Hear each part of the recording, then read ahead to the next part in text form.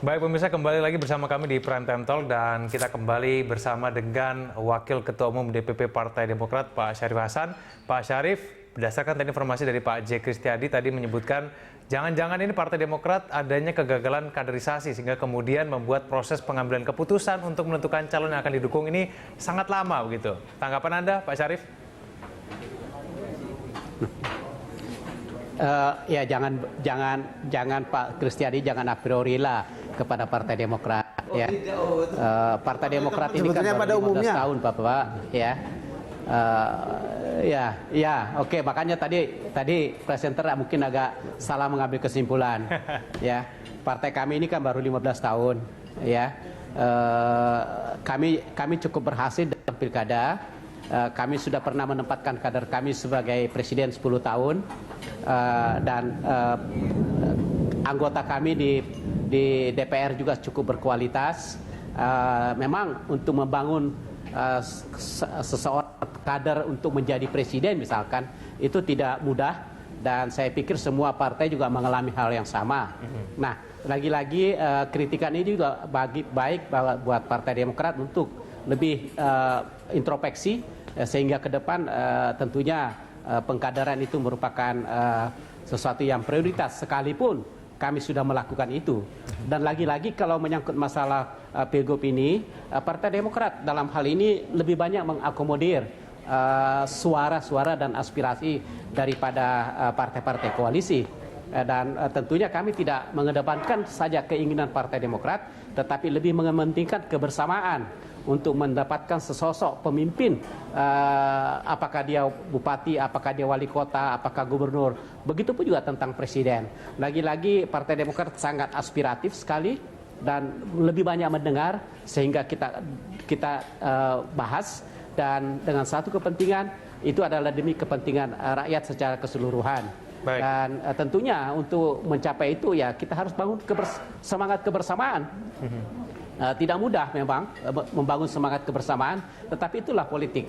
Kita tidak bisa bekerja sendiri, kita tidak bisa bergerak sendiri, tidak bisa memutuskan sendiri. Kita harus memutuskan bersama. Itulah prinsip-prinsip daripada Partai Demokrat. Untuk membangun kebersamaan itu, ya kita harus santun, kita harus sabar, kita harus saling mendengar, kita harus saling memberi. Nah, mudah-mudahan itu yang terbaik buat bangsa. Saya pikir itu. Pak Syarif, kalau memang betul Partai Demokrat lebih banyak mendengarkan dari keinginan dari partai koalisi lainnya, sebetulnya apa sih Pak yang diinginkan oleh partai koalisi lainnya seperti PAN, PKB maupun P3? Mereka itu sebenarnya pengennya seperti apa Pilgub DKI Jakarta ini? Ya pada dasarnya sama, mereka juga menginginkan yang terbaik buat rakyat. Jadi mudah-mudahan dengan semangat itu kita betul-betul mendapatkan sosok pemimpin yang benar-benar santun, benar-benar yang memberikan perhatian dan prioritasnya untuk kepentingan rakyat. Nah ini kan sesuatu hal yang sangat positif. Nah sekalipun memiliki suatu misi yang sama, tetapi kan ini harus dipersatukan, ya kan?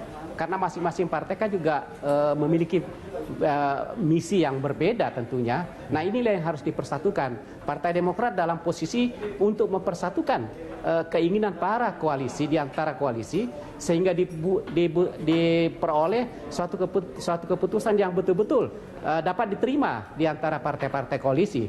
Itulah prinsip daripada Partai Demokrat, sehingga tentunya untuk melakukan itu dibutuhkan waktu, dibutuhkan proses, tidak serta-merta begitu ketemu langsung diputuskan. Ya, karena kita masih punya waktu, waktu sampai tanggal 23 untuk mendaftar. Jadi proses ini kita lakukan saja. Kalau ternyata ada sedikit suatu postpone misalkan, ya tentunya itu dapat dimaklumi. Baik. Ya kan? Karena kita masih dalam koridor yang betul-betul yang diisyaratkan oleh undang-undang. Saya pikir itu. Baik, meskipun masih sampai tanggal 23 waktu pendaftaran Pak Syarif, tapi optimis ya Pak ya, malam ini paling tidak sudah ada keputusan resmi gitu dari koalisi 4 partai. Oh iya, betul. Kami tinggal dalam tahap pemantapan dan persiapan. Gitu. Nah tahap pemantapan dan persiapan ini juga kan tidak bisa sesingkat-singkatnya. Kami memiliki target. Nah kalau target ini sedikit agak meleset sedikit ya itu perlu dimaklumi bahwa proses ini perlu dilakukan. Saya pikir itu. Untuk saat ini kita jadwalkan jam 11 malam, ya. Jadi mudah-mudahan itu bisa kita lakukan. Terima kasih. Oke, baik Pak, ini terakhir sebelum kita sudahi dialog kita dengan Pak Syarif yang mungkin ada kegiatan lain. Kalau dari hitungan dari Partai Demokrat sendiri, kemudian nanti pasangan ataupun dukungan yang akan dibentuk dari koalisi partai, khususnya dari Partai Demokrat sendiri, nanti hitung-hitungannya akan mampu mengalahkan dari koalisi yang sudah menjadi lawan Pak Ahok dengan Pak Jarot. Ya, tentunya tujuannya adalah kita bagaimana memberikan alternatif kepada rakyat DKI bahwa inilah pemimpin alternatif yang dibutuhkan oleh rakyat.